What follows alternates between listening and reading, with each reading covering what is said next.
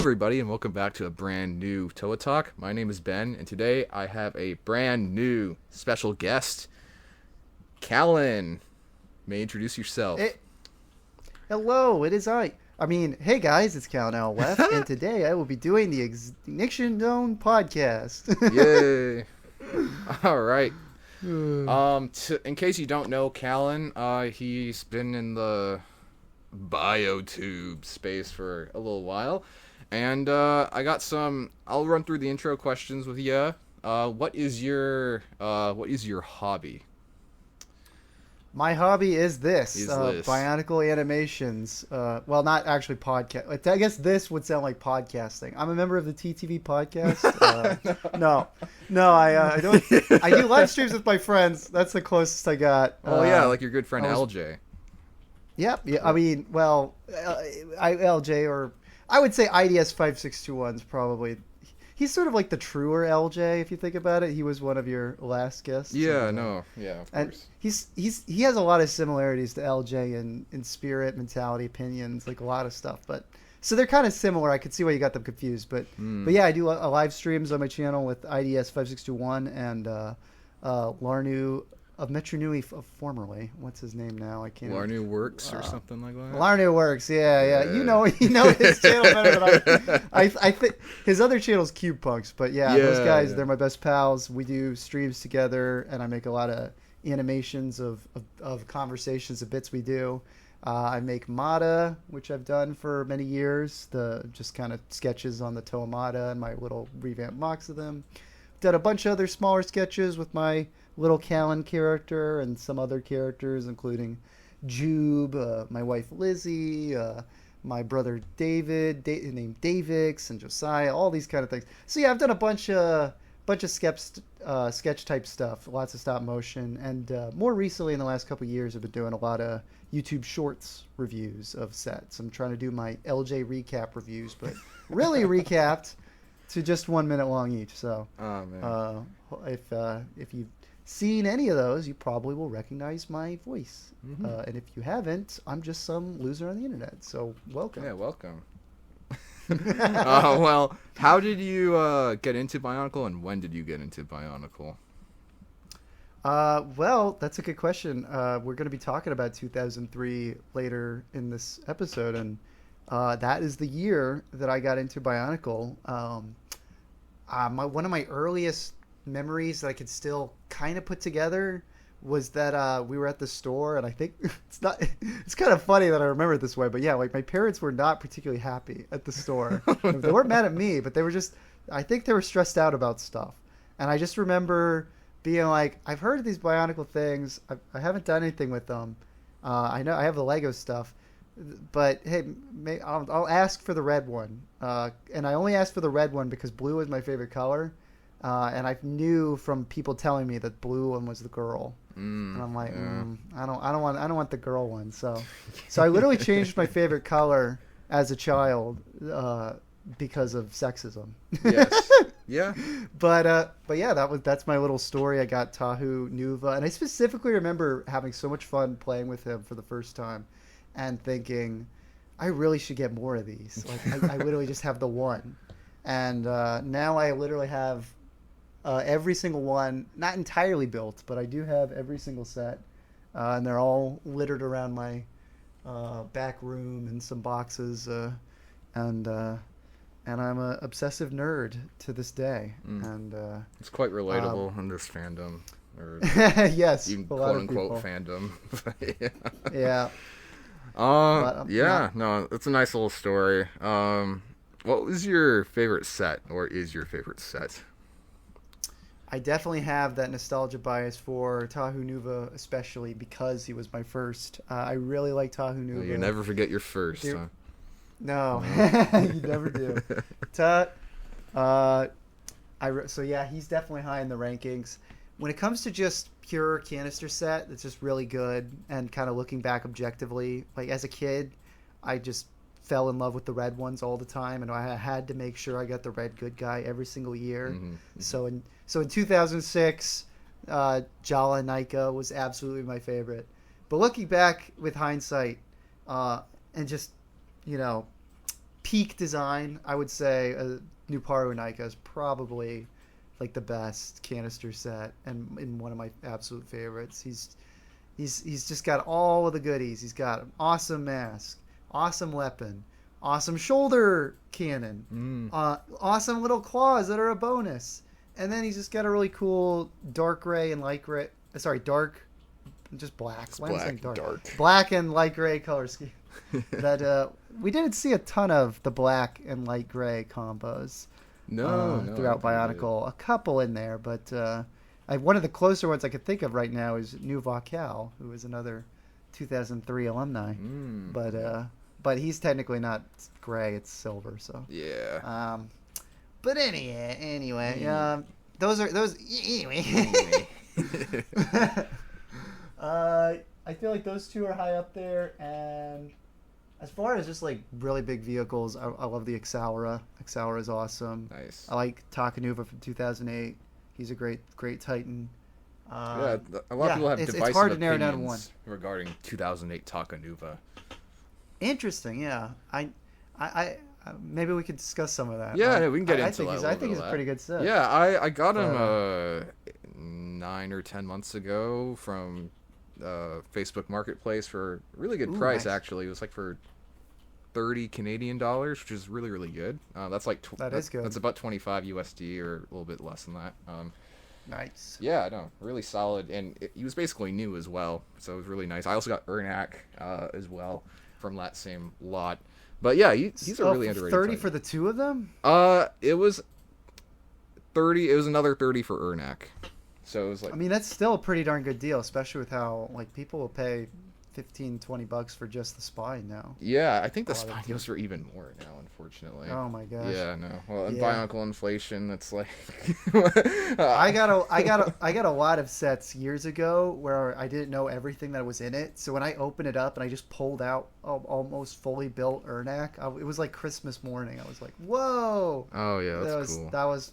I've had a couple experiences like that. Very, very blessed. Yeah, I've had a couple of those. I used to get those quite a bit. Yeah, like I'm in this server where it's local to my area, which is in Vancouver, Canada. So it's called Vancouver Nui, and I like that. Yeah, and we encourage people to make other Nuis, like no matter where they live. So if they live in the U.S., make like one for your town or city, or same for whatever country you're in.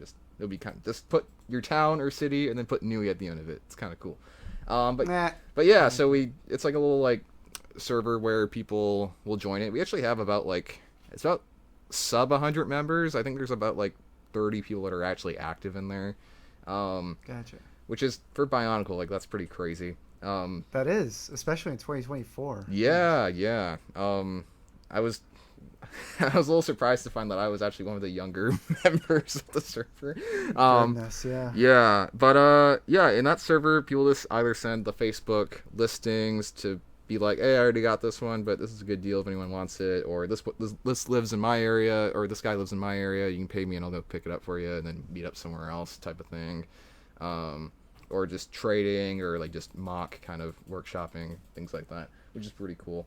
But yeah, no, like that's how I got some really good deals for a little while. It's become a little bit less active now, but like I completed my 2001 Kanohi collection because of that server. Congrats. That's awesome. Yeah. I'm getting the misprints now though. I just ordered the red Ruru because of the interview. Hey. Yeah, I just ordered that one. Yeah, I was like, let's go. How much did that set you back? It's like 40 USD. Oof. Well, that's for these days. That's pretty good. Which is kind of sad. Yeah, I mean, like I'm someone that like resin prints and like does custom like parts. Like I'm someone that encourages that type of thing. But even for official stuff, like sometimes I'll be like screw it. Like I'm never gonna buy a Pearl Kraken. Like I'm never gonna do that. But like But I was actually lucky. I don't know if IDS told you this. Yeah, he actually traded it to me. He did. Yeah, we did actually. Now that I think about it, he did mention. Yeah, no, that's really cool. Yeah, no, that's sick. Yeah.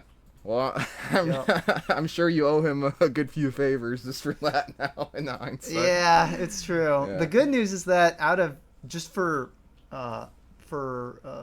its own sake, in part, actually also mainly because I used it on a big Makuta model. Yeah, yeah. I take it to conventions sometimes now, and mostly Florida ones where there's not like going to be a lot of craziness, not a lot of people who are. And I wouldn't like suspect that a lot of stealing could happen, but I just kind of figured recently, they're selling all these misprint Krakons, not misprint, these remolded Krakons. Yeah, I have a good amount of like those. AliExpress and stuff. I'm gonna grab those in the Pearl Gold just for. So now he has a knockoff one on him personally, and I have that mask just in my collection. This is like having the fake J's on just because you don't want to get robbed, man. Like, it's true. No, but like I will say, I got told the story by somebody. I won't go into specifics who was involved or whatever, just because this is like a public podcast thing. I don't even remember the names, to be fair, so I can't even rat anybody out if I do know anybody. But basically, someone had some type of beef with somebody online, and they went to a Lego convention. I guess the person that they had beef with also went there, but they didn't know that person was there, and that dude like stole their mock. This was in like the Nevada area. Oh my goodness. And yeah, they sent the guy a video of them burying the mock in the desert. And oh my gosh. Yeah. But that's so extra. Yeah, I know. And it was like with some like rare-ish kind of parts. I mean, like the blue Picari like isn't that expensive, but it's still like like I don't want to buy another one of those. Right. So the guy, he didn't dox him, but like he found out like where he lived and basically called his mom and was like, "Yeah, this is what your son did. Could you just tell him to give me the money so I can just buy the parts for the mock again?" And she was like, this is called the guy Billy in a scenario. Billy, I'm paying the guy back for stealing or whatever. It's like one of the most insane stories I've ever heard. But it's like, yeah, well, I'm happy that guy got some justice. But yeah, no, it does happen sometimes at conventions. That's so nuts. That's crazy. Yeah. I like that he literally called his mom on him. Yeah, he literally called his mom. He tattletaled on him. See, I would have been more impressed with the guy stealing it if he turned it like a cool geocaching adventure. We like gave him all these steps to get back to it. That would have been kind of mean, but still, that would have at least been interesting and clever. Like, you could have given him like a whole quest to get your mod back. It would have been like quest Batman with the Riddler. Yeah, exactly. But you're just trying to get back a personalized toy that someone buried in the desert. Yeah. So there's still beef in the Bionicle community to a certain degree with a lot of insane individuals that are still here. Mm-hmm. I mean, some weird stuff going on. I mean, like we're all losers at the end of the day. We're all still into Bionicles. Yes. I mean, I just spent like $160 on Bionicle parts the other day. Like I'm a loser. Like it's just what it is. I can't help it anymore. I'm too far gone. I've done it. I've done it too. Yeah. But it adds up, man. It adds up fast. Usually I'm like, okay, only like $20 at a time, and then I order like at least 4 or 5 times throughout the year, so it all adds up. Oh yeah. And this is these days after I basically got everything, which is crazy. Like back in the day, I would spend way more when I was still trying to collect all of the main sets. Yeah. I probably could still in terms of getting the G2 stuff, which I have no interest in completing. I got all the G2 sets I'm happy with. But I got all of 2015. I skipped, like, when I saw the leaks for 2016, I was like, this looks like Chima with Hero Factory. I don't really like a lot of lists. I was basically like, I'll grab like 3 or 4 of them that are mildly interesting to me with the Toa, and then I don't think I have it in me to get all the Toa. And then I saw the rock creature, and I'm like, I'm out. And then find out, oh, Lego's out too. It's like, I'm not the only one. Yeah. I got, like, of the final wave, the only one I got was, like, Umarak the Destroyer, and that's just because I saw him at the Toys R Us, and I was like, fuck it, let's buy it, but, like... Yeah. Yeah. He had some neat parts, but he was definitely a downgrade from the Hunter. Yeah, the Hunter is definitely probably the best G2 set. Now, I know it's a pretty cold take, but, yeah. No, I think, I mean, it's a good take. It's a good set. It's like saying The Godfather's a good film. It's like, yeah.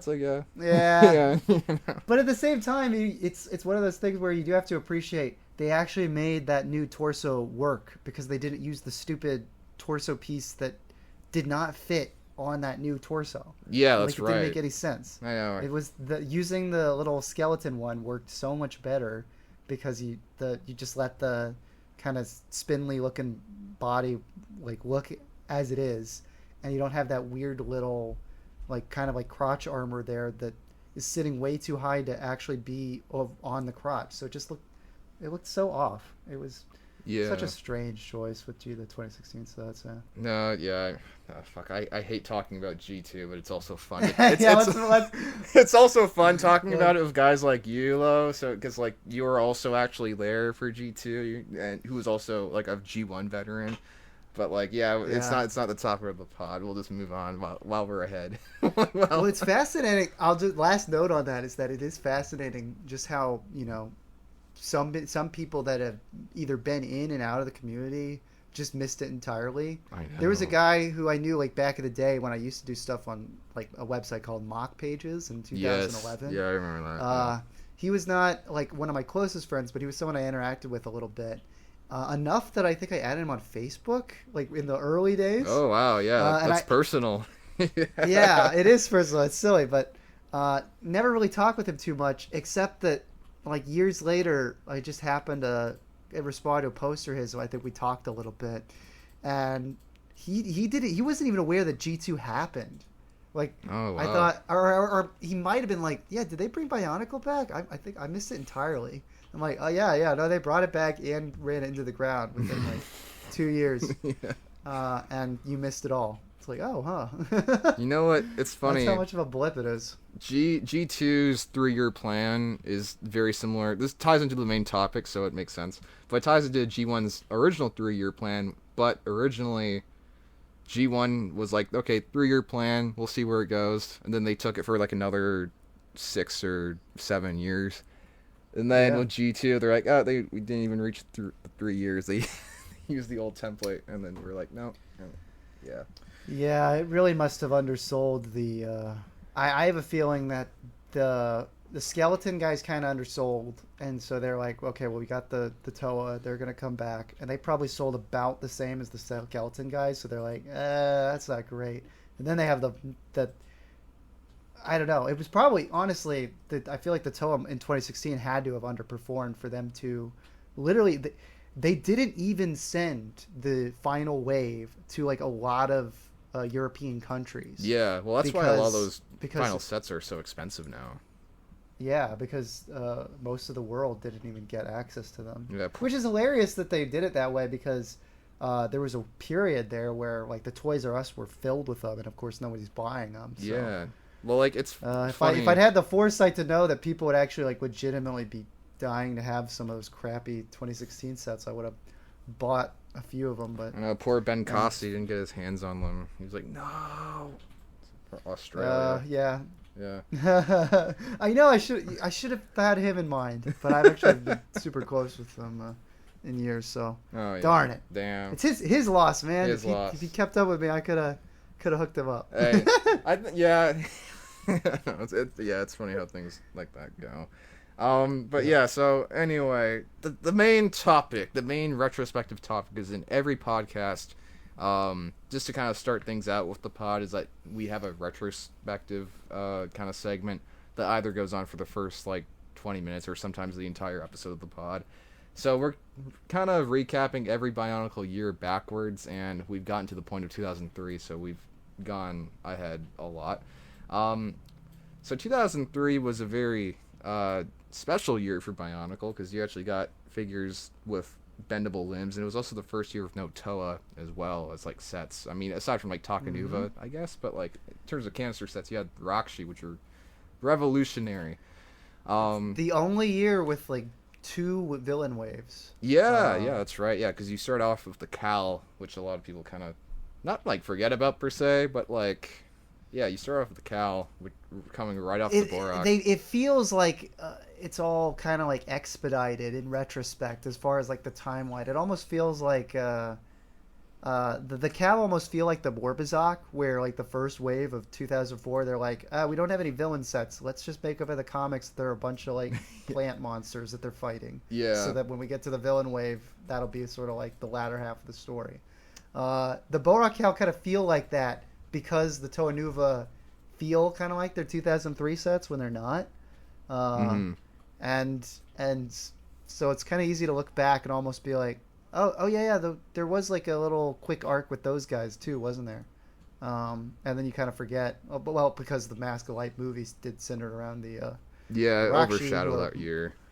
Yeah, they're just kind of overshadowed for obvious reasons. Overshadowed. Because they are clones, and the most obvious of clones. Yes, to the point where like, at least like if you look at like the Vaki, for instance, which are like overall downgrades from the Rakshi, they had more parts that were recolored compared to the Rakshi. I believe. Yeah. Which is interesting to think about. Yeah. Yeah, but like because each one of them had like a proper full color scheme outside. Like with the Rakshi, really, it's spine, head, and shoes and hands. Like the shoes. all of their main color are the same handpiece throughout, outside of those other three parts. Mm-hmm. So the Vaki, you got different head, different legs, a different upper torso, different Matoran torso. Yeah, they recolored the Matoran torso and then made a whole new gearbox kind of thing for their shoulders and all that. Yeah, had new heads and the arms too. The arms are also recolored, even though they're old. Yeah, old mold. But I feel like I'm not trying to segue back to G2, but I feel like with G2, like I feel like it was kind of missing some of that. Maybe like they weren't using the parts to that kind of degree where like they can just straight up recolor them and then just kind of repurpose them, like what you had with like the Rakshi going on to the Vaki, or just like with the Vaki in general, like using like the Matoran parts, like that was a smart utilization. The function was like it's a very very loose gear function, but like yeah, you know, the part without getting too into the whole CCBS thing, the quick recap of it is that like the original Bionicle had a more consistent design language that they could kind of slowly phase out of pulling from wells of pieces, mm-hmm. and then always dip back in if they wanted to, because like the arms for the I'm trying to remember who are the first people to use the Vaki arms. Those aren't new on the Vaki, are they? No, those are those arms. Oh yeah, idiot. Those are from the Mata. I cannot believe that my brain fake fan. Yeah. Fake fan. But yeah, but that was the last time we saw those arms for like 3 years, I think, and then they all of a sudden come back in 2007. Yeah, that's right. On Sarda and Idris, I think they might have popped in somewhere in there. Yeah, but they popped for in the most part. Yeah, that was it. It had definitely been a while after 2003 that those arms came back. So yeah, Bionicle had like a consistency of having a lot of different limbs and kind of more. Like the variety came from, hey, we're gonna redesign bodies however we want, and if we need to reuse like limb pieces, we can do that, and we can kind of play with what we reuse and what we make new. Mm-hmm. With CCBS, since the bones were always going to be the same pretty much, other than like length and some slight adjustments to it, I think there was just I don't know, something in their brains that was not as like, we don't need to make as many new like socket armor pieces. We can just keep using the Hero Factory ones, which was total missed opportunity with all those Hero Factory ones being so smooth. Mm-hmm. They made a couple new armor shells that they threw on here and there, but I don't know. There was just something about that CCBS design language that didn't feel as it didn't have as much creativity to it when it came to like being able to revisit the same design language. It felt kind of like this thing was built for Hero Factory, and you could kind of slap a few armor pieces on it to make it feel a little less like Hero Factory, but at the end of the day, these guys do feel like glorified Hero Factory figures. So yeah, I think that was one of G2's fatal flaws as a theme when it came to like having to continue making sets that people really want to buy. It's like, I think I got these already, you know? Yeah. I feel like I got enough of this. I'm not getting an action figure that I have never seen before, especially after 2015. It's like the Toa in the Hero Factory style. I got it. The 2016 ones are like, oh, I could get them, but they look more gangly, have more translucent colors, and but they got gold. They're in gold. I love. And now they have gears on their butts. Yeah, gears on their butts. Yeah. So I don't know. Yeah. Yeah. No. It was. I think like a part of the issue with G2, of course, is like, I think CCBS is fine. Like I'm someone that like obviously prefers like the look of G1 and like that favor visual touch of G1. But like even me, like like for some mocks that I will make in the style of G1, quote unquote, like I'll still use like CCBS shells like here and there, like in my Metrotorn redesign. I think those work really well for like the gauntlets, like the movie style, like kind of like Matoran arms that they have. Obviously, like when you use it right, and I just don't feel like the Lego group, or at least like the Bionicle team back then, because back then in 2015 and 2016, there were a bunch of interns. They weren't an actual team. Well, I think an important point to make with doing that is that the smaller the CCBS mainline shell, the less smooth texture you have like across the whole thing. Yeah. Which blends better into the Bionicle design language. The tiniest one and the 3-length one, as far as those shells, can be integrated okay, and it doesn't feel like okay now, like this is like entirely smooth. Like if you use the 4-length one, then you're like, wow, yeah, there's enough smoothness on this thing that it sticks out a little bit. But the smaller ones generally, as far as the armor shells are concerned, they kind of work okay. And if you weave in a couple of the small bones, they also kind of fit the design language well enough too. Yeah, I'd say so. With Bionicle, but yeah, it's just a matter of mixing it with a lot of the great design language pieces of the original G1. I think, like if you find a good balance, IDS has talked about this actually in one of my last stream highlights that I clipped that was in one of our streams. He talked about how CCBS in a vacuum gets very boring because it's like the same skeleton with a bunch of armor slapped on.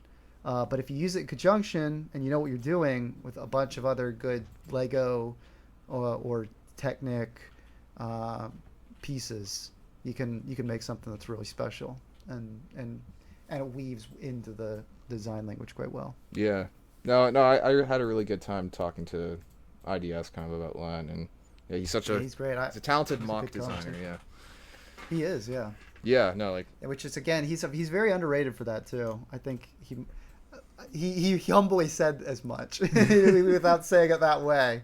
It is true that his animation he mainly has done in the last few years. So since he's just never been as active in those kind of art mock communities, he's not been given a lot of the same credit for some of his designs. But yeah, no, it's Yeah, it At the end of the day, as we said, we're just gonna keep coming back. The theme of this podcast is we're losers in the Bionicle community. yeah, exactly. We're losers. That's what we're gonna keep coming back to. I mean, the difference between some of us are self-aware about it, and you know we cool, and some people are just super uptight and are trying to make it into something else. Like, dude, it ain't that. Yeah, it's fine, dude. It's a dead toy brand. Don't worry about it. Like, it's fine. Yeah. You know, we're here in the Mad Max world scenario to kind of. We're reveling in the things that we enjoy with friends that are still enjoying it too. And with adult money. That's all well and good. Yeah, with adult money. Yeah, adult money. Adult money we could be spending on groceries, bills, down payments for houses, all sorts of other good stuff. Yeah. Well, I guess. I don't know. You got to save a lot for a down payment for a house these days, but. Oh yeah. Well, there's. Let's just enjoy our Bionicle and not think about. Don't think about reality. Ourselves. Go back to Bionicle. Back to Bionicle 2003. Back to Bionicle 2003. So with the Borok-Kal, they were obviously just a product of like the Borok themselves being extremely popular. They were like, hey, let's give you some cool silver recolors, some new Krana, and go collect all the Krana. Go get all the Krana packs, just like you did with the mask packs. Go do that. Yep. And that's kind of it. And then they did the same thing with the Rockshi. Yo, you like the Krata? Buy all the Krata packs. Get all the Krata. Which are like, I'm pretty sure a lot of kids like ate those. Like those were like the Tide Pods before Tide Pods back then, because like I'm pretty sure people consume those things due to the fact they look like candy, and there's not a whole lot of them on Brick Lane. Yeah. Do you think that it was almost the combination of having like two back-to-back waves of collectibles that are kind of small, rubbery, and look almost edible, that kind of almost suggested to Lego, yeah, we should stop this collectible stuff with all these like, or you know, we should phase out making them like little rubbery mask kind of things. I think that definitely crossed their minds because that stuff was popping off pretty well. I mean, like, I don't know why they never went back to the Kanohi collecting. I guess because like the Nuba packs didn't sell as well. But I mean, like, you had a bunch of recolors for the Matoran and like the Metri colors of like the silver tops that I would have loved to have like every Kanohi and like the different colors for it. That would have been crazy. Oh my gosh, yeah, the silver concept for the Matoran with like the little dual molded masks, it looked super solid. They could have done something with that, and those would have been way more welcome than the little discs. But yeah, the discs are cool. I got no major complaints. But I mean, it's the same thing with like one extra little bar pattern and like a slightly different number. I'm just like, okay, if you have like 6 of each type, or I mean like 1 of each type, then you kind of have them all, but like not really. It's not like the mask where it's like distinguishably like different. But that's kind of what it became too, though, if you really think about it, because like the Krana are almost like the phasing into it, because it's like it's sort of the same thing, but they're smaller and rubbery, and they're not as versatile because they can only fit on the Mata heads, which we would only later realize that would be a problem. yeah. When they made new heads. Yeah, I know. But then you switch to the Krata, and it's basically you get some cool colors, some dual molded colors mixed in on a lot of those things, but they feel even more kind of, I don't know, like samey to me. To me, they're technically a cooler item than the discs, but it feels almost like the same shtick. Like, you change the print each time. I get it. With the Krata, it's kind of the same thing because they all have the same basic shape, and they don't fit on like a mask. They're hidden in the back of the thing. Like, at least the original. And that was another thing that we could to actually properly focus on 2003. I guess I am by talking about Krata. We're kind of comparing both waves, but that's the other thing that's kind of weird about both 2003 waves when it comes to, emphasizing and declaring their collectible. They both kind of suck. Yeah. The original Borok actually have clear dual molded headpieces, so you could see the Krana inside, and you can feel like, oh yeah, this is the brain of this creature.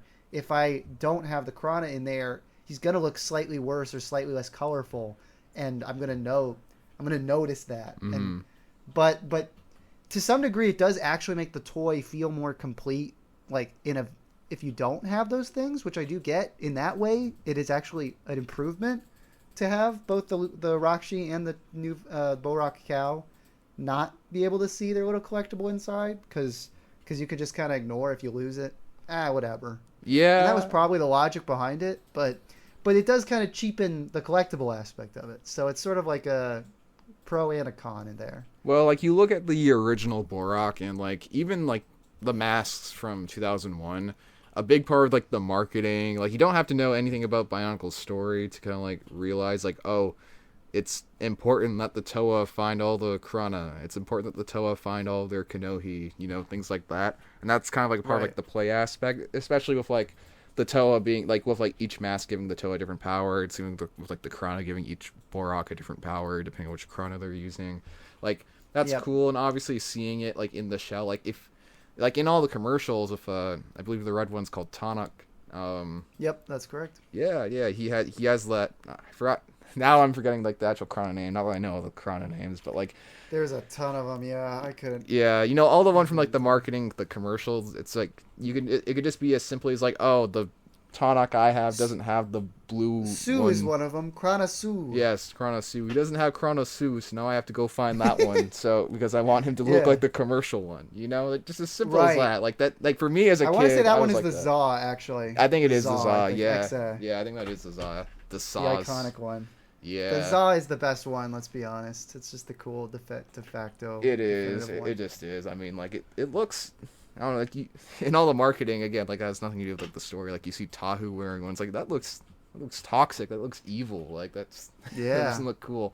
And what's a cool function with the Krata is that you can't actually put them on Mata heads, and I didn't know that until like a few years ago.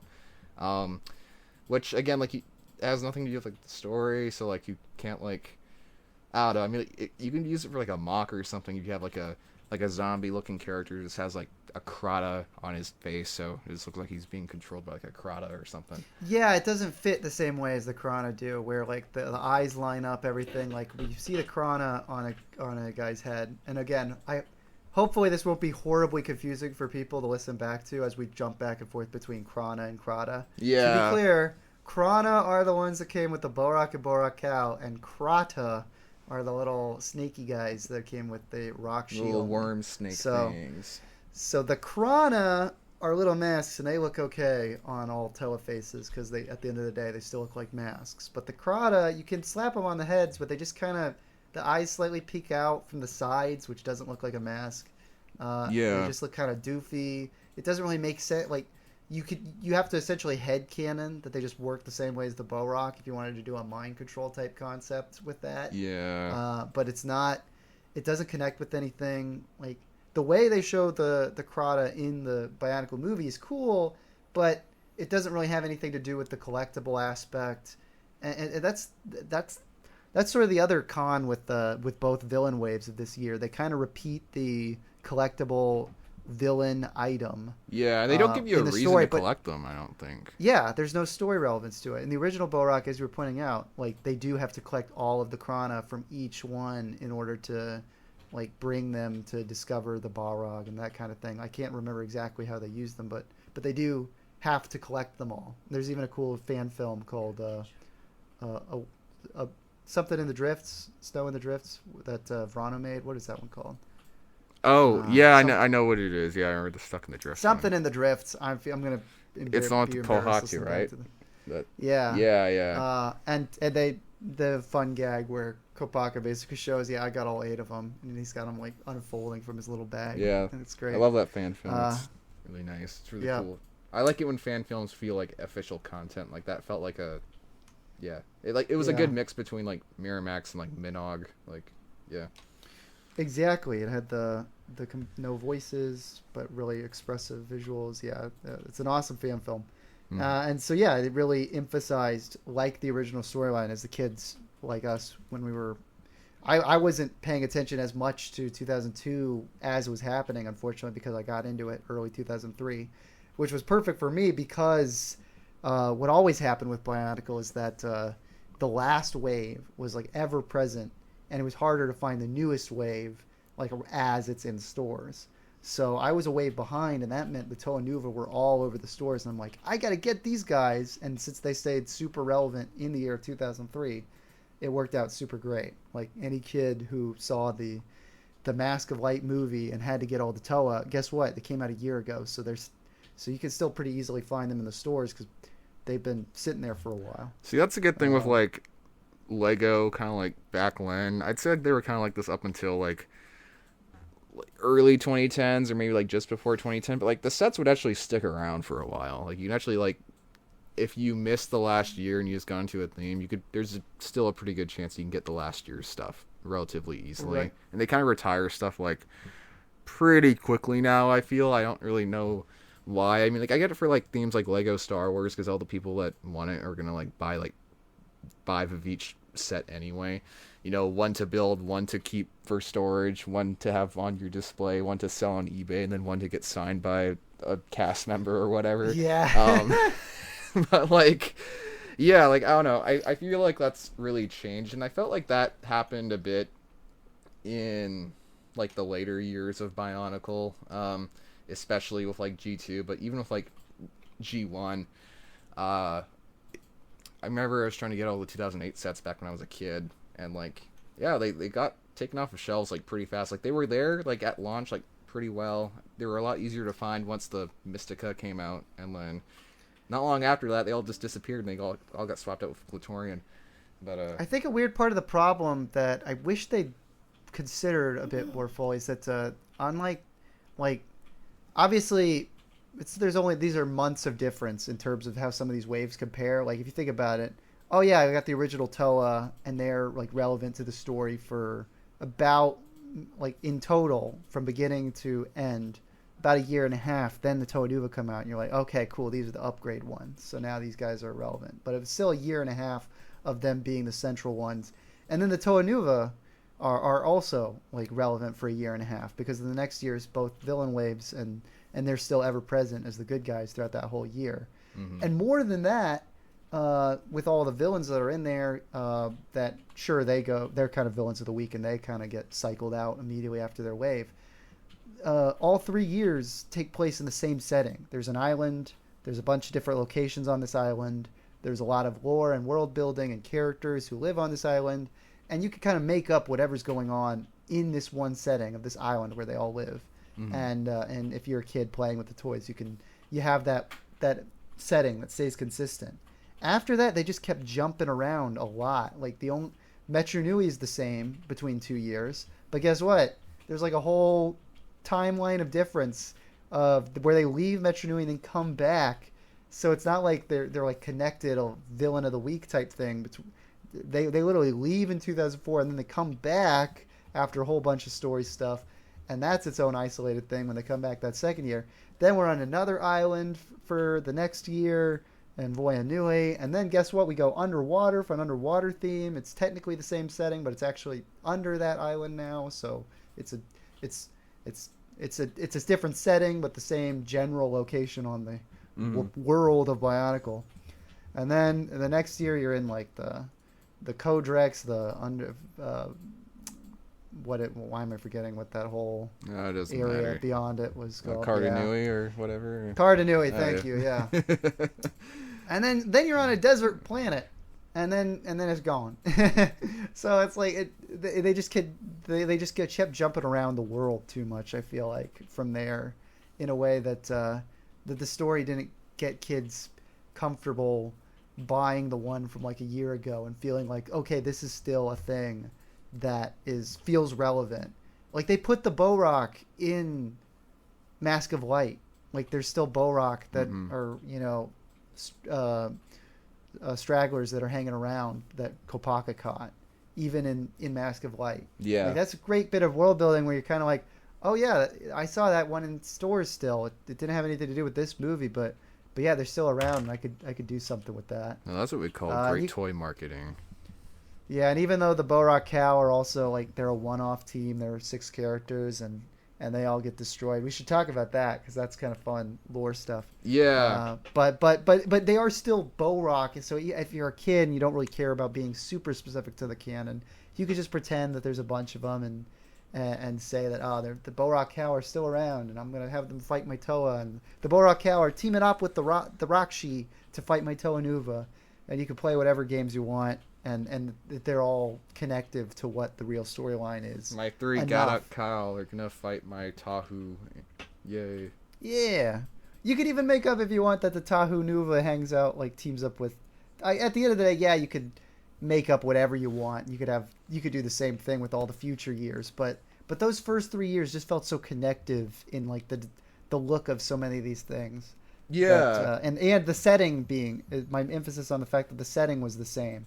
Like it's easier to make up whatever own rules for whatever game you want to play or whatever story you want to tell around the characters when the setting is established, and you can just kind of keep revisiting. Like, you don't have to make up that the island of Matanui is completely different. You could just have all those characters who, in the stories, the accurate storyline, are not all hanging out with each other. They're appearing at different times, but, since the world is the same, you can feel more comfortable connecting them all and playing whatever you want with them. And, yeah, this is a bunch of gobbledygook, but I love these toys. Yeah. That's what I did when I was a kid. That's why we're here. Yeah. The toys. I'm a new toy. I'm 23 years old. I got the new toy. But yeah, let's talk a bit about the Borok-Kal's story significance, because they make up that the Toa Nuva have their own little Suva things, which is a really weird little retcon. Like all of a sudden their elements are connected to like these tablets that get stolen. Yeah, I thought that was kind of strange. Yeah. That was a weird story thing. They make it work enough, and they do some fun things with it, with the Toe being depowered and then having to work together again. And by the end of it, they end up tricking and giving all their power to these little guys and overpowering them. The classic trope of, oh, I need to suck up all the power. All right, well, let's give it to him. Yes, I am stronger than ever. Wait, no, it's too much. Too much. My brain. It's Crystal Skull. I want to know it all. Brain explodes. The classic trope. But the thing that's awesome about those guys, since they all had their own unique powers, is that like it manifested on each of them differently. And the thing that I thought was super cool about the way they were depicted in the comics was that like some of them, obviously by the nature of their power, were like completely obliterated, while others were just like trapped or messed or maimed in some way. Yeah, like one got like torn apart or something. Like Borok-Kal had the gravity. Yeah, so that's he, right. Like, compounds in on himself, and he's just like poor Borok-Kal. He's just crushed. Like there's no saving him. So just describing it, it's like it's pretty brutal. If that happened to like, so like the Borok, you can kind of consider drones, while the Kal had like more personality. Like if that happened to like any other character in the canon, you'd say that's a pretty brutal kind of death. Like, oh, for sure, yeah. That was like it was already sad enough with Nadiki and Kreka just kind of being merged into Makuta. You're just kind of like, oh, that's a bummer. These are cool guys, and they just die like that. That's boring. But it's fair. They are villains. So yeah, they're bad. So Nadiki did some pretty shitty things. I mean, like it's a deserved fate, but it's the world building. You're like, oh, that's sad. I like that guy. He's a cool design. But yeah, at the end of the day, they all have little personalities, but there are at the end of the day just more Borok. So you feel less bad about them getting absolutely obliterated. But you still feel bad at the idea that Greg had to specifically say, oh yeah, no, each one of them did get destroyed in their own way. They all like did stop functioning. Like not one of them survived, which is like annoying from like a fun power thing. Because I'll see if I can. Borok-Kal had plasma power, so I think he just melts into his plasma. He's also screwed. Borok-Kal, since it's actually really fun lore stuff. They leave the Exotoa from 2002 down where the Balrog are. So Borok-Kal uses the magnetism powers to just like destroy them, just like and like turn these awesome weapons into just trash. And you're like, screw you, Borok-Kal, that sucks. But then the magnetism power, when it gets overpowered, when it gets too much power, it can't control the magnetism. All of the remains of the Exotoa parts just like fly at Borok-Kal and like crush him and smash against him. So that's cool. Now Borok-Kal, I'm actually forgetting their power right now. But Tana-Kal and Levi-Kal, they definitely seem like they survived. Tana-Kal gets like caught in an electric prison. I think Greg made up that he gets like short circuited, so he does like. I mean, did Greg say that, or did he actually write it? That's the kind of thing. I kind of made a video. I think he said it in effect after the fact, but because I want to say the comic does say it's like the Tana-Kal is trapped in an electric prison of his own making, so it seems almost like he's just incapacitated. And Levi-Kal is vacuum, so he just gets shot into space. And he's the most interesting one because Greg can't make up. He couldn't make up that he's just dead, like from being stuck in space. Like he's still technically.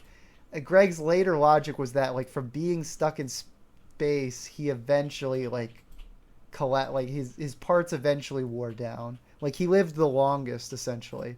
Yeah. But he eventually was worn down in space. And I think some people, I don't know if Greg made this canon, but I think some people have joked that like he gets smashed against the Makuta robot or something when Makuta eventually wakes up in 2008. Yeah, I know that'd be pretty cool. I guess they could have pulled like the Transformers logic where Optimus Prime goes to space and then just freezes and then just floats around a bit. You know, you could have just said, he froze.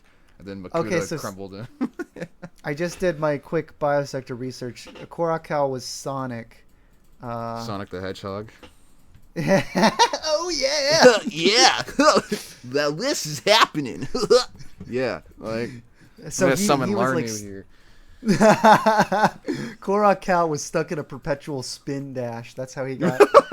He got stuck in Chaos Control. Chaos Control prison. Yep. Yeah, man. So wait, now actually I didn't realize Biosector has separate pages for the actual toy and the character in the lore. So I was stuck on the toy page. Let's see what happened with him. Borok-Kal's sonic powers became so powerful as to shake the Borok-Kal apart into nothing more than atoms. So yeah, he got like he shook himself to death and like fell to pieces. Just imagine it's like shaking like an infant child or something. Like that just sounds brutal, man. You shook him to death. Yeah, that's crazy. I need to look up Borok-Kal because I could have sworn that outside that it was almost like a 3 and 3. 3 got obliterated and 3 just kind of got affected in a way that their bodies weren't destroyed. Borok-Kal did melt. So I guess the 3 you could technically say is that Borok-Kal is physically still not completely obliterated because all of the metal just flew against him. And same thing with Tana-Kal being like zapped and the electricity just kind of destroying his wiring and whatever. And then Levi-Kal is just flying up in space somewhere. He just got his vacuum power shot him up into space where he's just hanging out forever. He's just hanging out there forever. He'll fly into Boda Magna for the Scrap 2010 story. That would have been awesome. I wanted him to show up with all those random characters who were up there hanging out with Lewa. Lewa's like, why am I on this weird random planet all of a sudden? My brain was taken over by Tren Crom. That would have been like the Bionicle No Way Home. It's like, yo, bringing back old villains. We got Levi-Kal. That's crazy. That would have been awesome. That would have been funny. Goofy. But yeah, no, like so that was basically the first year. Yeah, the Kal stuff was interesting. Yeah, the first part of the year. Which, I mean, like, 2003 had a lot going on, and I guess we should probably talk about, like, Takua becoming Takanuva, you know, the movie. So what are your general thoughts on, I guess, like, what are your thoughts on the Miramax films, and then, like, what are your thoughts on, like, Mask of Light? Well, it's a genuine pleasure to be able to talk about the year of Bionicle that has the first movie, and arguably the best movie, and I would say, I think, like, most people could definitively say that Mask of Light is like the definitive or the Bionicle movie. It's the one that contains the most stuff that people remember about Bionicle. It's got the original 6 Toa, it's got the island, it's got Makuta, it's got Matanui's name being thrown all around everywhere. And then at the heart of it, you got a story with the characters that have been present in the games and stuff. And then finally getting some real central focuses as the main characters. Something that a lot of kids probably would have been like, why can't we just have the whole movie be about the Toa? And I think it was a smart thing, honestly, that they're like, okay, well, let's, everyone likes the Toa. I think they kind of took Monog to heart and were like, this movie is for kids. We should have the central characters in the movie be more similar to kids and have a story that kind of parallels what every kid wants to be, every kid power fantasy, being like fulfilling your destiny, taking on responsibility, and becoming a hero, and moving beyond. It's sort of like an analogy for growing up, although there are a lot of different analogies that can be made with the movie. But I would say the most obvious one, as far as Takua's arc, is growing up. And accepting who you are and not running away from the responsibilities you have, which is it's a perfectly good moral little story for a kid's movie, and it's surrounded by a bunch of lore that they just drop you into and they don't care to explain, which is not great issuing starting point for all fans watching the movie. I remember my parents got me the movie when I was a kid. I was fully into the theme in 2003, so I was getting all the Toa Nuva and some of the Rakshi for my birthday, which that will be exactly within the next couple of weeks. That'll be exactly 21, I think. 21 years ago, yeah, that I enjoyed the film with my family, and they were like, what are we watching? Yeah. So they didn't get a lot out of it, but all the kids who knew all the story stuff up to that point were thoroughly immersed, and that's who they were making the story for. and I think that's what most people got out of it. I would say, as far as like a general story, and yeah, it's got its flaws. It's not the best action choreography. They had to cut some corners with some of the animation here and there. But like you compare some of the corners cut in this to like Legend Reborn, where they had so many of the Agori designs looking like exactly the same, and here they had enough Matoran designs where you weren't like thoroughly distracted, and with their crowd scenes, they definitely, at least with like the way they were able to set up those crowds, they were able to make it feel like, okay, yeah, this is a big world of people. It was only when they then had to focus on in like small crowds, it's like, yeah, we can only fit like 6 or 7 people outside of our main characters in this group shot, so it's just going to be a lot of rendering power to do any more than that, presumably. So yeah, so just kind of use your imagination to think that. I love Legends of Metro Nui at the end. Like they have all of the canisters at the end, and then when you do like the cool shot at the end, revolving around the Turaga and all the Toa, all the Matoran who have woken up. There's like 12 Matoran. Yeah, I know. I've noticed that the last few years. They had their limitations, but they did their darndest with it, and they turned out a darn good product. I think the movie was like $1 million budget or something. Yeah, it's not an insanely large budget for something of that quality. Yeah, and we could thank Bob Thompson, Alistair Swinnerton, and a lot of the writers, like Greg Weisman even. Do you know much about Greg Weisman? I know a little. Remind me a little bit. It might ring a bell. He is the co-creator of Gargoyles, Spectacular Spider-Man, and Young Justice. Yeah, that guy's awesome. He's quite the career in the animation industry, and he got himself fired from Mask of Light because he was apparently goofing off a little, or he said something in a meeting. I think he said something in a meeting that annoyed one of the Lego higher-ups or something. But did he ask like, why don't they just eat like normal people? It's like, get maybe. out. Get out. Maybe. I forgot. He said some joke. He's talked about it. I think he used to use it more. He had like a blog site that talked about some of his experiences. And the fact that his name is Greg meant people who saw his name in the credits of the Bionicle movie thought he was Greg Farshty and were like messaging him questions about Bionicle lore. And he would be like, I worked on the one movie. I have no idea about Bionicle anymore. I liked the green one. The green one. That's what he likes, the hippie one. Yeah, but the other shows he's worked on are great. So it's really cool to know that he's got his finger on the pulse of Bionicle with his work on Mask of Light. I think he did like the original draft of the plot, and I think he kind of got let go, and they worked on everything else from there. But yeah, I'm sorry. I know I've just been rambling. No, about it's the movie. good. There's a lot of good stuff about it. Yeah, would you say it's kind of like it's funny because the first Bionicle film is very much like a Lord of the Rings type plot with like obviously the Avoki being like the ring, and then like the Rakshi being like ring wraiths and all that. It's kind of funny. Yeah, that comparison gets brought up a ton, and it's definitely an easy parallel to make that I'm not going to say is inaccurate, but it does feel like a little. It feels like a little abused. Like, oh yeah, it's so obviously Lord of the Rings. Like, I don't know. The most people, at least in the plot of the Lord of the Rings, know what's going on as the war is developing. Like, there's this giant war that's developing around all this, and all the characters that the little two small guys run into most of them have some sense of the weight of the quest they're taking on. I like that in Mask of Light. Like every time they bump into a Toa, they're just like, I don't know who you are.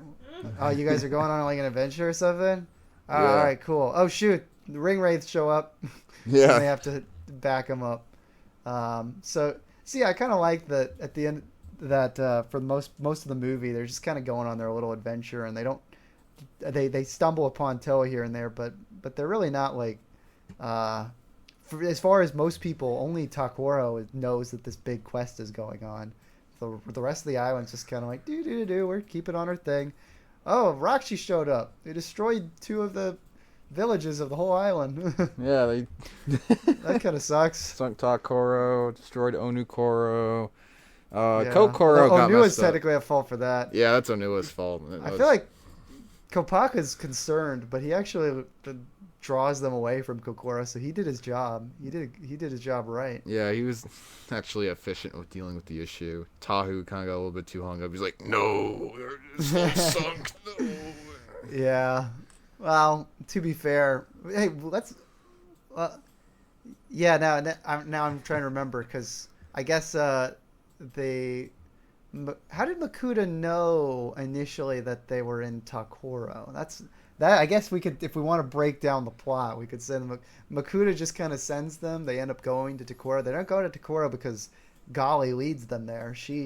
They chase her at first, but then they just go to Takoro. So I guess they could. I think they say they know that it's where the mask has been. Like it's almost seems like the Rakshi have like an internal sense, almost like can sniff out the path of the Mask of Light. Yeah, I think that. But they don't. Is kind of it, but I think it is. That's implied, but it's not. They don't ever explain like that. They have like a sniffing sense or something where they're able to like sniff out the path, which they probably could have done visually with the eyes. Yeah, like they did do some of the Rakshi vision, only a little. Well, since they were only after Takua, who was the Herald, would you maybe say that maybe Makuta kind of knew where the Eboki was located at, but he was just never really concerned with it? He's like, well, I know where it is at least, so I can go get it if I want to, but like, as long as the Herald isn't around, or like an Abatoran's not around, like, then I don't have to worry about it. Like, do you think that was kind of like the logic behind it? I suppose so. Although, yeah, there are definitely arguments to be made because, of course, the first three he makes before he has any kind of contact with Takua or releases, and so then, of course, they just kind of go to Takoro generally. So up to that point, there's nothing to suggest that they're after the Herald. Mm-hmm. Then it becomes super evident after he talks to Takua. Takua's like, "Oh, I'm scared. No, I can't." That then Makuta's like, "All right. My goodwill refused," which is a great line. He's like, all right, I'm going to send 3 guys to go after this little guy who refused my goodwill. So that's where you could almost, you could assume the justification that Makuta is all of a sudden assuming that Takua is the most important person involved in this quest, that he's the true herald. It's not necessarily made clear that he believes that earlier, but it is the assumption in retrospect from their deductive reasoning that Takua ends up in Onukoro. The Rakshi go to Onukoro. It's like, why did they go to Onukoro if the mask was never there? Because Takua was there. They must be after the Herald. So yeah, because I guess the mask is technically useless if there's no like Affimatoran to activate it. But like, yeah. Yep.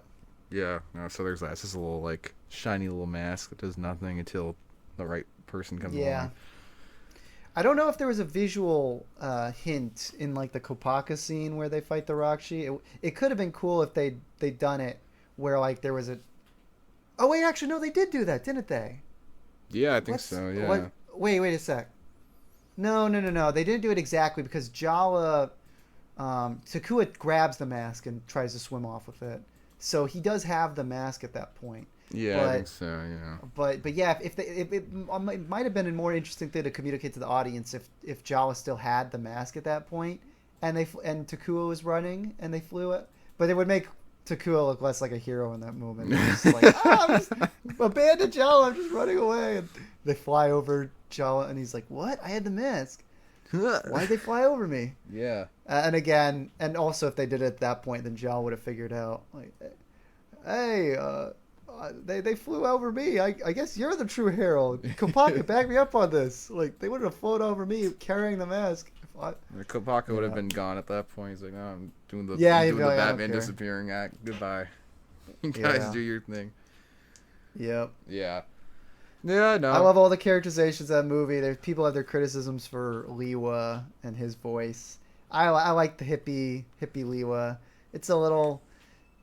It's not how I would definitively characterize Liwa, but I quite enjoy it. I think it's a good. I definitely think it gets overshadowed on for sure, and I don't. Yeah.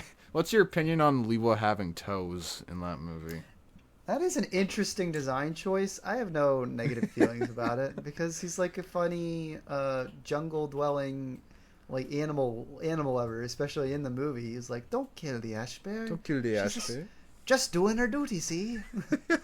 So yeah, let the guy have fun creature toes to hang out with his little creature buddies. He hangs out with Brother Bear. They should have done like a remake of Brother Bear in the Bionicle world with the Miramax models. Just Takua ends up becoming the Ash Bear. Yeah, that would be awesome. It's just like you take the IDS approach where Liwa did end up finishing the job for Jala and kills the Ash Bear, and then takes the Ash Bear head, and then Takua gets the head and then puts it on. He becomes the new Ash Bear. Oh my gosh, I love that. Maybe a little bit brutal for an image.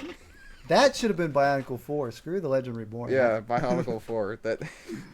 Don't even think about an Ignition film. That's what it should have been. That should have been like the next step in Takanuva's evolution. Journey, yes. Yeah, his journey.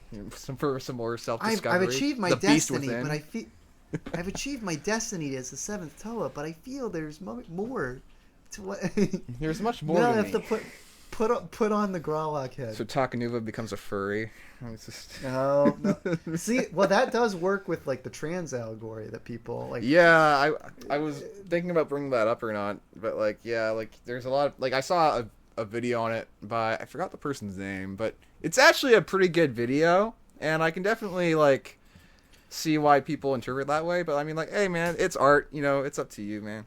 Exactly. It's in one of those interpretation things. At the end of the day, it's most obviously written as a discovering yourself and becoming who the person you need to be, kind of a story. And so you could turn that into whatever you want. Like literally, he does transform from a Matoran to a Toa. So if you want to make the case that like I identify as a Toa, but I'm actually a Matoran. See, I'm stuck as a Matoran, but I'm actually a Av Matoran, so I'm gonna switch up a little bit. That was the that's where Greg was trying to reinforce, and he was reinforcing the DEI narrative. No chosen one complex for you. It's because of your ethnicity that you have this power. Like, that's me.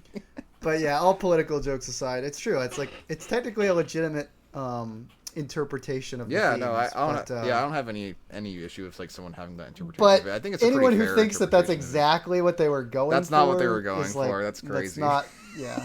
I think it lines up. Way too early. But yeah, it lines up. But yeah, it was way too early for them to be directly going for that. Yeah, that was. And there's so many other kids movies that have done the same kind of concept, just not quite as literal as a little guy turning into a big guy because he puts on mask that gives him power. He goes from a bottom to a top.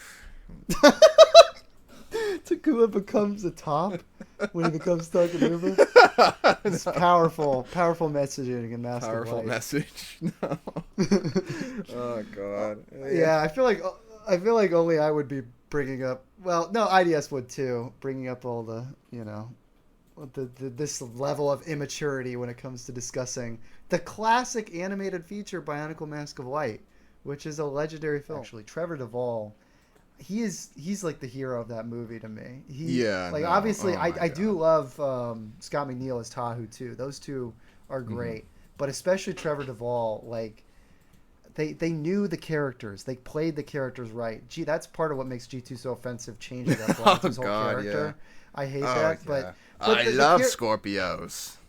Yeah, but Pohatu's character in the original story just being such a affable, lovable guy, cheery and a little, lighthearted.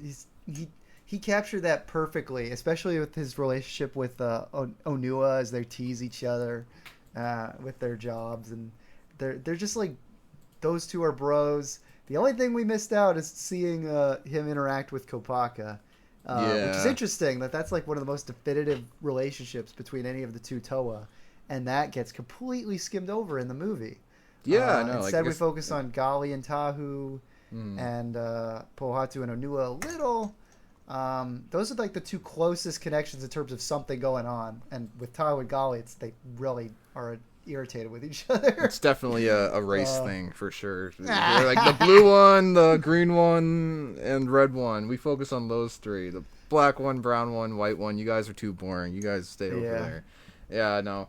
But yeah, no, like that voice actor, Trevor, what's his last name? Duvall. Duvall, yeah, like that guy is freaking sick. And he voiced Makuta as well, right? Didn't he? Who did he voice? I think he voiced Makuta was voiced by a guy named... Oh, shoot, now I'm forgetting his name. He weirdly enough, he voices Kongu in Legends of Metro Nui. That's right. Yeah. But that guy, why am I forgetting his name? Lee Tokar, or Tokar, I can't remember which is. Lee Tokar is the voice of Makuta, so. Yeah, that's right. Yeah, I got that mixed up. But he also voices Nuju. That's who you're thinking of. Yeah, that's probably what it is. Who is more of a nerd, so it's not quite as iconic of a performance. I know. These mask powers. Whoa. Yeah, honestly, that's pretty darn good, Nuju. You got all the impressions tonight. I got all the impressions. I was working on my voice acting demo reel right before, so I'm all like weird high energy now. But like, that's awesome. Yeah. I'm looking forward to hearing that demo reel. Oh no, I'm gonna have to send it to you now. That's great. Let's go. Let's go. But yeah, no, I mean like the voice cast, and I know we're focusing on 2003, but yeah, like for second film as well and third film, like they really knocked all out of the park. And even for Legend Reborn, like Matanui's voice, I think is a great voice. They got that guy from Star Trek, I forgot his name, but like. That guy did a good job. Michael Dorn. Yeah, Michael Dorn. Yeah, fantastic voice. The iconic Klingon. Now, why am I losing his name right now? Worf. Yeah, no. It's funny. Like I know enough about Star Trek to reference it, but I haven't done my like due diligence per se. Like I grew up. My dad grew up as a Star Trek fan because that's awesome. His brother and his dad watched it as well, so he'll make a reference to me. I'll know what he's referencing, but like I won't be able to like directly pinpoint the reference. You know what I mean? Like, but yeah, that's pretty funny. Well, you've got your love of Michael Dorn. Yeah, I got together. The Michael Dorn. Yeah, exactly. The Michael Dorn appreciation. Now, it might be pretty awkward at a con into the Dornverse. You have all these Star Trek fans approach you, then you have that one guy who's Toa Matanui being like, "Hey, could you sign my Toa Matanui?" Yeah. I don't know. What do you think it's like for the cast members of those films just to, they get recognized for all their other more, I guess, iconic work, and then like you'll have like the occasional Bionicle fans like, I only know you from Bionicle Mask of Light. I think that is it's very fun. I'm sure most of them are good natured and appreciate that kind of thing. Oh, definitely, yeah. The only thing that's annoying from a fan perspective is I know there was someone who went to okay, actually, to be fair, as far as this situation, I actually looked it up again, and they sent in questions to some guy on like a little podcast he was doing, so that's a little different. On a podcast. So I forgot about that. So actually, this story isn't as insulting in retrospect, but it kind of is. The guy could have been smarter. Basically, he sent in a fan question while this guy was on a podcast. Scott McNeil was on a podcast, and he's got a Bionicle question. So he's like, "Hey, can you do Tahu's final line from the end of the 2010 Sorry serials? Yeah. Can you do that?"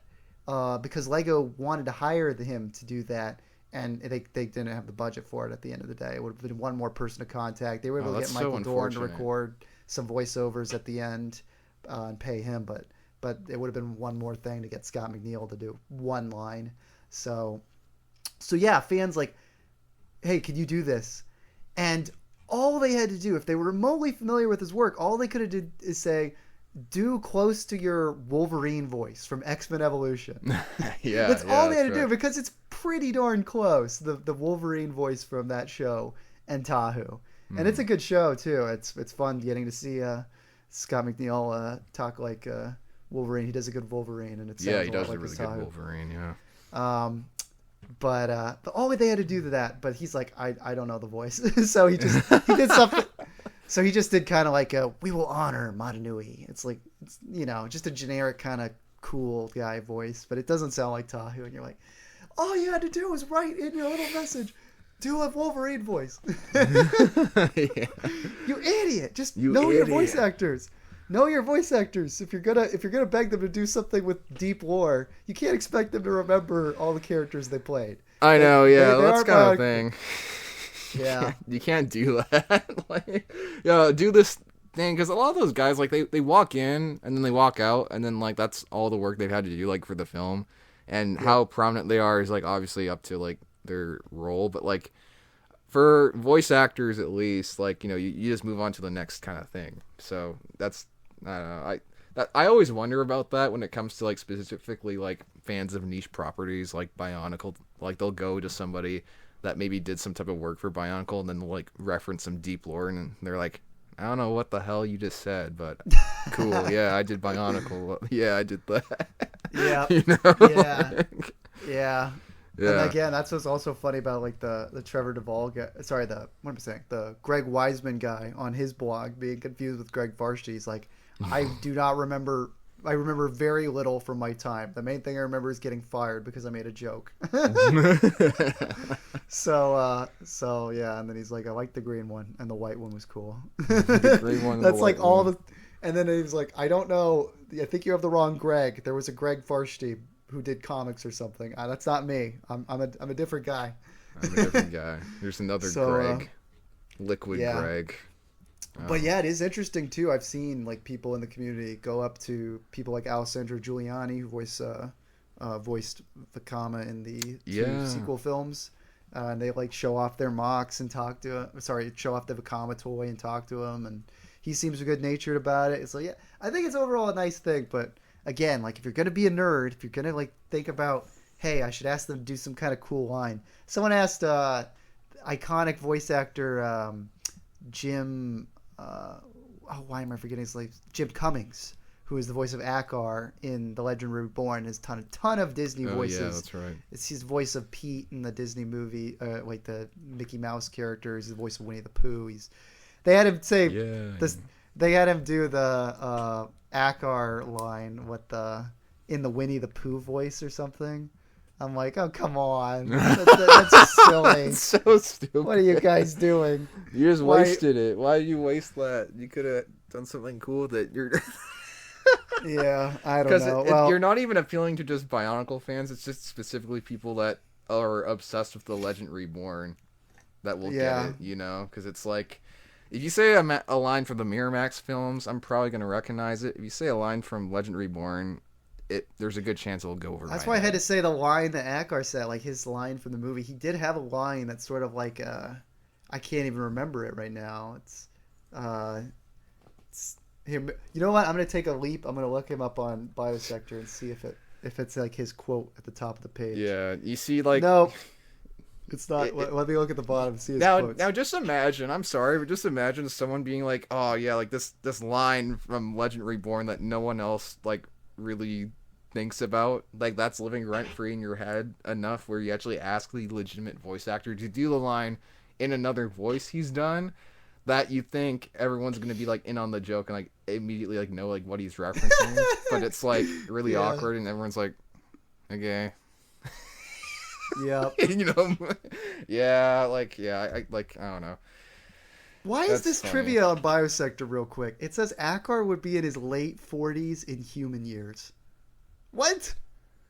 Yeah, it's because the Glatorian, like, they age differently. That's an official Greg quote, apparently. That comes from a quote from Greg, that he would be in his 40s. Why? In his 40s, because he's like a veteran fighter, I guess. So it's like, yeah, he'd be like 40. Okay. Dude talks like he's in his 60s. All right. Yeah. He's clearly an Obi-Wan type. Like, I don't know. Yeah, clearly, yeah. Okay, to be fair, in the chat, Greg's like, late 40s, probably.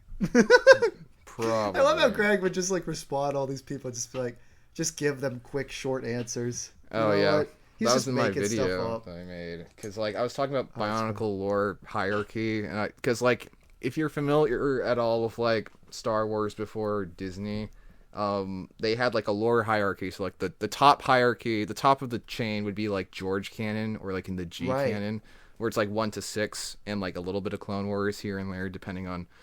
Let's say George what made he was episode most 7. Involved in, Yeah, what he was like most involved in, and then T canon was like Clone Wars and things like that. So I made one for Bionicle, and luckily like no one's gotten mad at me, so I'm happy about that. I thought I was gonna get a few dislikes on the video because I put the Greg stuff in like this gray area, because I'm just like, okay, listen, I get it, I'm a writer as well, but a lot of these things that people are saying are like canon are just kind of things that Greg kind of pulls out of his ass to be like, yeah, here's an answer. Yeah, here's the thing. It's kind of like what George Lucas did with like Jon Stewart. So if you don't know, there's, I don't know, it was like Star Wars Celebration or something like years ago, and Jon Stewart was like, "Where's Obi-Wan from?" And then George was like, and then Jon Stewart was like, "Don't make it up." And then George was like, "Oh no, I thought about this very deeply. This was in the original script. He's from the planet Stew John." And that's permanently canon because George Lucas said it. You can check on the Disney canon. I am aware of this actually. Yes, I recently saw this in the last like 6 months. Yeah, no. Stew So John is real. That's his home planet. They think they reference it in one piece of media. Yeah, maybe. But like, you see, like George Lucas can do that because he has like a lot more credit authority than Greg. Like Greg kind of came later. Faber is technically the guy to do that, and the difference being though that like Greg Faber doesn't know anything aside from the basic story. It's like, that guy's Tahu, and like George Lucas made the original movie and oversaw the other two, and then he directed all 3 of the prequels. So yeah, he had like was over like very much in control of everything that was happening throughout those original 6 movies, and the final say on whatever goes on in those movies. Yeah, and he even got involved in the extended universe a little bit too. Like he knew the lore, and he knew things that like people didn't like, and he knew things that he didn't like that other people liked. So he just that's why he kind of introduced the hierarchy thing, or had someone introduce it for him, being like, yeah, like here's like your little sandbox or whatever can happen, but this is what I'm doing. I'm focusing on that. If I retcon that, sorry, but you know the other things still exist. You can read it if you want. Like. That's what's kind of weird, where like technically Faber is the guy in concept, but when it comes to execution, like he has no real, like he can make up stuff now, but and talk about kind of the lore, but he didn't really have any influence over how a lot of the lore played out. No, so that's really more Alistair Swinnerton, in major part. But Alistair Swinnerton left around like 2004, so he's not really like the Bionicle guy either. So through sheer staying and being involved with the story, Greg is like the default Bionicle guy. Yeah, but even then, like I've always said this to people, and I even say it like in the comments, like Bionicle was always like a team effort. It wasn't just like one person like George Lucas. And even George Lucas, he had guys like Ralph McQuarrie like help translate his vision to pitch it to the studio to make the film. No, so much of the visuals have very little to do with like George Lucas's direct vision, but yeah, exactly. So like I kind of look at it like that. Like Bionicle's a team effort thing. Like like Greg had his contributions to it. I more so like for the stuff that comes like after, like what my more so issue is like when Greg is like trying to act like, you know, this was the plan from the beginning, or he begins like retconning stuff. I'm just thinking like, okay, what type of authority do you have at this point in time where you can kind of just retcon stuff that other people have written? And like you're in charge of this area. What you're commenting on doesn't have anything to do with the stuff that you're put in charge of going forward. You know, like that's kind of like the part where I take issue with. I take stuff like that into account, but I like. So in the video, I just put it in a gray area. I was like, yeah, pick and choose. You know, just leave it or don't leave it. I agree. Yeah. I think that's a very appropriate measure to take, and yeah, if it fits well with basically his contributions to 2003, which are honestly pretty minimal when it comes to like the main storyline. Yeah, he didn't do a lot of contributions until he's kind of working around later, what the movies do, because that's all Bob Thompson, Alistair Swinnerton, and really the main screenwriters of the film. Good old Terry Shakespeare and David. Why am I forgetting that guy's name? David Molina. Yeah, Those two. David Molina. Yeah. Those two directors who were loyal to the trilogy of films. They all. I like all three of those films. I think Mask of Light is the most iconic. I think that the whole year feels like it's just that movie to some degree because as I said earlier, the Cal kind of feel like a little prologue to the main storyline of the year. Yeah, and Takua and Jala take center stage both in the sets that came out in the Fall Wave, which are awesome.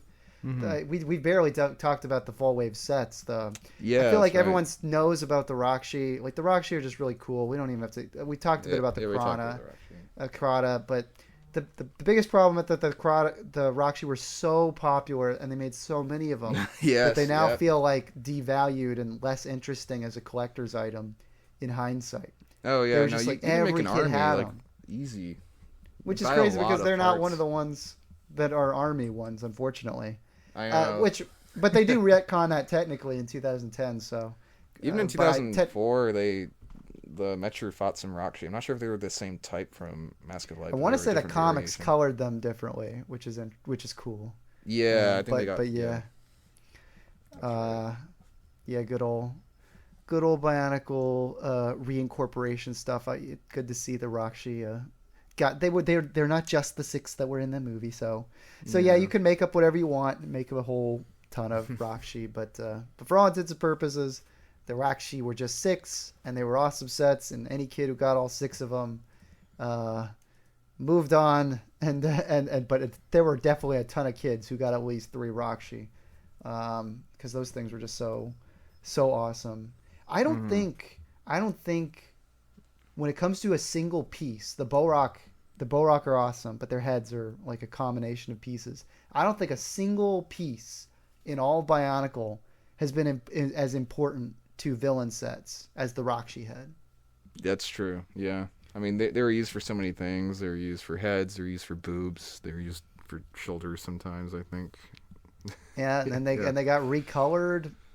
Probably outside of the mask, they got recolored more than any other piece in Bionicle. Yeah, that's right. Yeah, with the because they are technically a mask, and they even got a new mold too with the Rakshi Stars one. So, iconic piece, all 2003, and it's just such a good little sneaky head. Like it's very simplistic, but it just gets the job perfectly done, and it looks and those trans orange hands that they included on each one of them. That felt so cool to get those when you're a kid. They look so cool. The Rakshi are great. The Titan sets are awesome. The Puku and Takua is probably one of the most underrated Titans of all time because of the little rolling that's my feature. favorite 2003 set. I never got it as a kid, and when I got it years later, I'm like, man, what was I missing out on? I wish I got it as a kid, but obviously I had to get Takanuva, and I had to get Makuta. And so the Matoran ones felt more expendable comparatively, so I didn't get either of them as a kid. Now I got them, and I'm a happy camper. They're good, both great sets, and especially the fact that each one of them has double seating, so that you can put both Matoran. That was the best synergy from set to movie. Yeah, like in my attic, that's where I keep most of my sets. I have that set up with Jala and Takua just on the crap. They're just both sitting on it. Yeah. Because while Kikanalo and Lekon is a great set, it's sort of like, let's throw a couple of movie things into one set. It's not this real synergy. There's not synergy there. Like, does Jala actually ride the Gukko in the movie? Yes, he does. Does Takua actually ride Puku in the movie? Yes, he does. Does Takanuva actually ride his Usa Nui vehicle in the movie? Yes, he does. Is Bakutas there? Yeah, Bakutas. Yes, there. He is. He's talking to himself. He's a little bit, going crazy. And then, does Lekon even meet a Kikanalo in the movie? Nope. Not as far as we see. They lead the Toa to Lekon. Yeah, but no, they don't hang out. Nah. That would have been a good after credits scene. Yeah. If it were like a Marvel movie, they would have done a joke where it's like earlier in the movie, and Lekon's just like hanging out in prison with a Kikanalo in there, and the Kikanalo busts out like, you could leave, and he's like, I actually have business here. I'm waiting for some. Oh, no. I'm waiting for some Toa that I gave powers to catch up, so I could break them out. So yeah, no, you can exactly. just go now. Bye. Then, like, as the Kikanarla leaves, he just transforms into the truck. It's like, oh, well, I guess they figured out how to use the stones. Yeah, there you go. Yeah, there you go. Oh yeah, that would have been great. Yeah, where they're like, oh that would be like really funny. So how do you make that work? How do you make that bit work? Where like that bit work. Yeah, like he's about to ride him to escape from the prison. Yeah. and then he transforms into the Taraga Yeah, he falls as backwards, they crash and through then and the falls Kikanarla backwards. escapes. Wait for me. That would have been great. Now you gotta animate that now. I would, but I don't have any figure it space out. to animate stuff. Yeah, gosh, I'll figure something out. I'll make it look as crappy as possible as I do with my animation. My animations suck. I'm not a good animator, but I'm a goofy animator, so I could make it look stupid. Just interlope all your frames, and then you're a good animator now. Yeah, I gotta use like the AI add extra frames thing into it. Yeah. I've seen people use that. I think like I think it works depending on like it in like what capacity you use it in. Yeah. Because like didn't someone try and do that to the Bionicle movies and remastering them to connect it to Mask of Light? Like I feel like someone has tried to do make Mask of Light 60 frames per second kind of a thing. I swear that those were on YouTube, like that someone rendered them all in 60 FPS, but like I think they got taken down or something. Yeah, but you can still watch the main movies on there. Thank God, I love those movies and that they're on YouTube. Though yeah, I still have the DVDs discs. Yeah, I still got my DVDs too. Yeah, no, I remember they used to be on Netflix, and I would download them on my iPad before like just going to things. To get back to crapping on G2, that was the greatest sin of G2. Like it came to Netflix and it got them to remove the original Bionicle movies because they didn't want it. Like they didn't do it immediately, but yeah, they did take the Bionicle movies off so that it wasn't distracting from the Netflix show. And then they're like, I guess did them a whole lot of help. Clearly. Yeah, I know, right? Yeah. They made like 2 episodes and they're done. Wait, was it like 4 episodes? I don't remember. I saw that shit one time and I was like, I'm never watching this again. This is horrible. Yeah. And then the next day they were like, yeah, GT's officially canceling. Okay. All right. It might be fun to revisit those, like just to you know what? Proper breakdown. If I had a watch party with like some people, I'd probably do that, but I'm never watching those again like alone. I'm like, fuck. No, that. definitely not. Definitely not. That's just. I've had discussions. I'm watching Doctor Who with my wife, and I've had discussions. Maybe we should watch like the Jodie Whittaker season together, as like see how far it's fallen, or because people were not happy with that stuff. But yeah, eventually all this stuff, anything good, eventually fades off, and that's what was great about 2003. It was sort of like they had the option to end it there, and everyone would have been happy. And that is sort of the awkward thing about Mask of Light. Like it felt kind of like when it came to discussing how they wrap up the movie. I almost wonder. There was a guy who did the Mask of Light 2 years ago. He did a commentary track with the Bob Thompson and a couple of the other guys. I think it was the directors, Derry Shakespeare and David Molina, and they were commentating over the movie. And God bless the host for getting it together, but he had like nothing. He had very little to help. Like they're all over Skype or something. So I see. Yeah. It's not like a very easy, like all sitting in a room kind of a thing where you can like kind of read the room and start talking about stuff. So there were moments during that commentary where everyone was kind of quiet, and the guy who was the Bionicle fan hosting them, he did not have a lot of great like. Let's get him talking. Let's bring up something that will. What you're telling me, a Bionicle fan had very poor social skills? That's crazy. To be fair, he's there with like heroes of our childhood, so I could understand him being a little awkward, but I felt like he could have probably like planned some segues better, like to just be better prepped to get them talking about stuff, some good questions, because a really good question that I would have loved to know would be like what were they. Did they have to kind of like rewrite the ending of the movie slightly when getting the news that this might not be the end. Like if the Roxy wave sells well, because like the whole ending of the movie, they're talking about let us awaken the Great Spirit. The Great Spirit will be awakened this day, and then they got to basically be like, new legends await. We've discovered my island home. Bye. Yeah, because now that you say it, like that last part where they're like my island home, and then like they take the camera and hover over Takanuva, Jala, and Holly. And go over there to Metronui. You're like, where's Montanui? I thought we were waking him up today. The yellow light shown behind the Tahu mask. That's the symbol of Montanui. Is he awake? I mean, I don't think they did this, but like, I wouldn't be kind of also surprised if Takanuva actually did end up dying when they, because some people talk about like him coming back to life is kind of like weird, just in the Mangai volcano. There's like, yeah, just put the mask in the middle and we can just revive anybody. What are your thoughts on that? That is a good point. Yeah, it feels like kitty adventure ending. And I feel like everyone who's seen the movie just kind of accepts it like that when they're looking at it as a kid. It's not even something I've put a lot of thought into because of just the nature of it.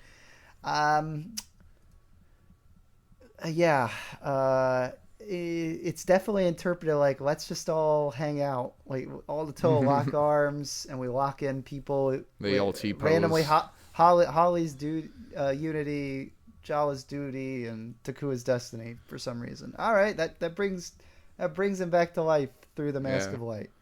It would have been awkward if when Jala got revived, it just ended up being Lacan.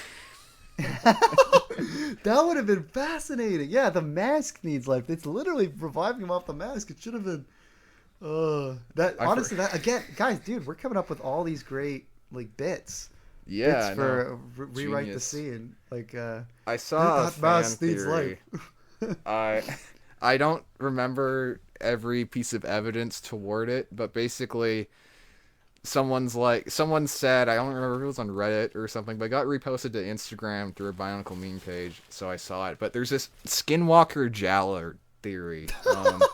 So basically the Jala that got revived through I forgot whatever it's called, like the combination of Makuta and Takanuva thing, Takuta Nuva or whatever it's called. When Jala gets revived, it's not like the original Jala. It's like a combination of like memories from the mask. So like, because he starts acting a little bit differently going forward in the story, and some people are like, well, maybe that's like a bit of like Lacan's personality coming through. Not that I think they ever planned that far ahead. Definitely not. No, but it's an interesting theory, actually. Yeah, I actually don't mind that theory. Because I kind of like the idea of like not necessarily from that, but I just like the idea of based on even how his character was before that. Maybe not so much as written in Mask of Light, but in story stuff before that for sure. Jawa's always felt kind of like more of a responsible leader type. In a similar vein to Lekon. So I kind of always like the idea of him being sort of like a spiritual successor to Lekon. So if you come up with the Skinwalker idea and there's like a literal like a mentality to it, it's a little weird and trippy. I don't know if I love it, but I definitely don't mind it. It's so like, that's one of those things where if Greg said like, yeah, that's canon, I'm kind of like, I'll pick and choose that depending on how I feel that day. Exactly. Yeah, because like I could see it work, and I definitely do agree. Like because of the way that Jala was presented in Minog and in some of the other stuff before the film, he was a lot more like I'm the captain of the guard. I'm doing my best as what I can do as like a Matoran type of thing. And then obviously in the film they took the more like Takua kind of route, and then He's a little more goofy. He's a little cheekier. Yeah. He's kind of more like the a little LJ-ish, a little. Come on, we gotta follow the rules, guys. You should have got him for the interview for the 2003 year. What am I? We're just rambling. We're rambling about whether Takua and Jala you're my second choice. So yeah, like LJ got too busy getting to AI beef with you to respond to my DM, so I got you instead. I guess it's my final little recap for our whole 2003 discussion. This is one of my absolute favorite years of Bionicle. I basically conflate the Toa Nuva being present in this year, even though when it comes to the sets, I would say 2002 and 2001 are more optimal comparatively. But as far as like all the content and like the story and everything that felt present, as I was talking about earlier, the Toa Nuva were all in the stores still at the time this whole year. They felt like they were part of this year. And the movies re-emphasized that, or rather, Mask of Light did.